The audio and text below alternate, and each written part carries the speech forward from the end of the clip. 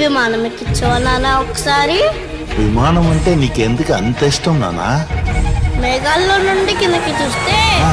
కొండలు, చెట్లు, ఇల్లు అన్ని చిన్న చిన్నగా కనబడతాయి అంటున్నానా? ఆ?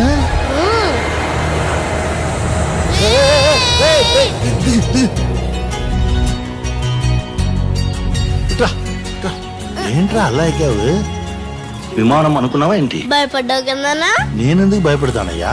అయితే మళ్ళీ ఎక్కనా? అయ్యో భయపడిపోయానయ్యా, భయపడిపోయాను. చేసుకో. బాగా చదువుకొని పెద్దవాడు అయ్యాక నువ్వే ఎక్కొచ్చు విమానం.